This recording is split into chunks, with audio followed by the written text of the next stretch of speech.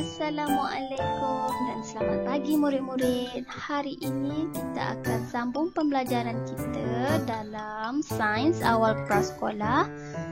Tajuk kita pada hari ini ialah benda hidup dan benda bukan hidup. Jom murid-murid,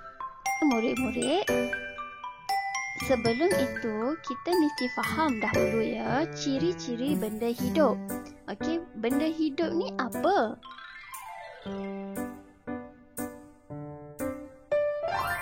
Ciri yang pertama bagi benda hidup ialah mesti bernafas. Seperti manusia dan haiwan. Kita bernafas melalui paru-paru. Kita menghirup udara iaitu oksigen dan melepaskan karbon dioksida. Selain itu, ikan juga bernafas tetapi bukan melalui paru-paru lah. Ikan bernafas melalui insang. Okey, seterusnya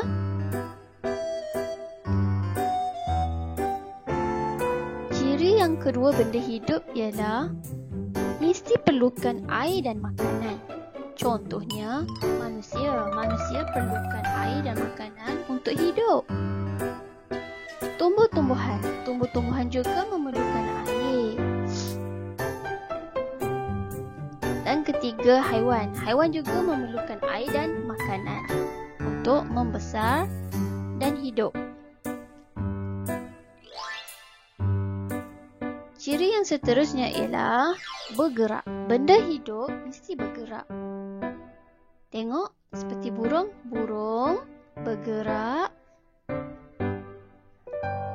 melalui cara terbang. Manusia juga bergerak, berjalan, berlari. Haiwan, katak, dia bergerak melalui cara melompat.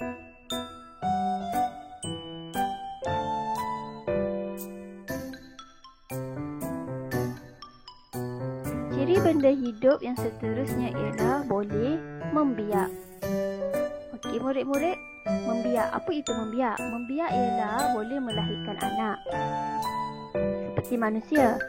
Manusia boleh membiak. Okey, seperti mana kita tahu, manusia itu selepas berkahwin akan mengandung dan melahirkan anak. Kemudiannya haiwan pun boleh membiak. Ada haiwan yang boleh beranak dan ada haiwan yang boleh bertelur.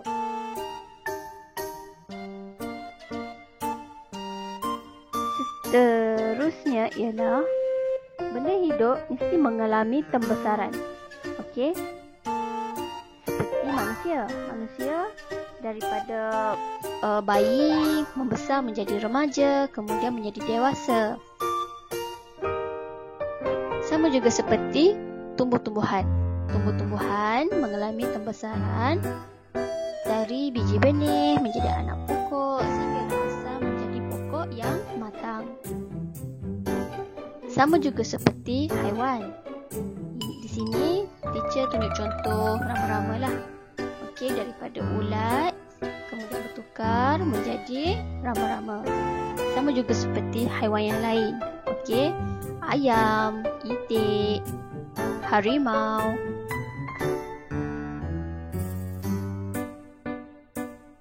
Baiklah murid-murid, secara kesimpulannya ialah benda hidup itu ialah manusia, haiwan dan tumbuh-tumbuhan. Dalam dunia kita, hanya ada 3 ini saja yang dikategorikan sebagai benda hidup. Okey, teacher ulang, manusia, haiwan dan tumbuh-tumbuhan.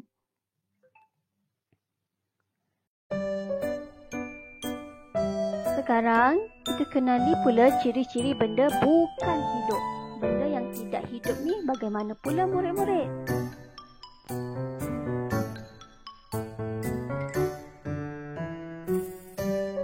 Sifat-sifat benda bukan hidup ia bertentangan dengan benda yang hidup. Okey? Yang pertama, benda yang tidak hidup ini, benda yang bukan hidup ini, dia tidak perlukan makanan dan minuman. Ia juga tidak bernafas. Ia tidak bergerak. Ia tidak membiak. Ia tidak melahirkan anak. Ia tidak membesar.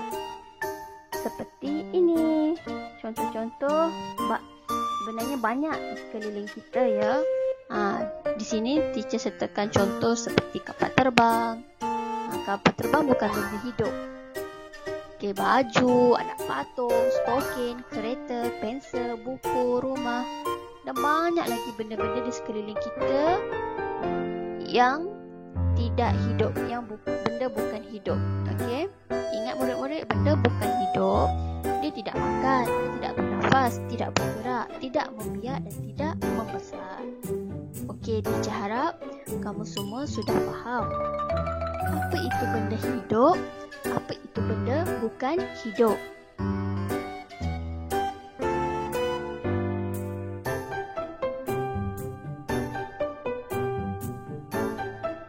Sekarang, tugasan murid-murid pula ialah okey, teacher nak kamu senaraikan 3 benda hidup dan 3 benda bukan hidup.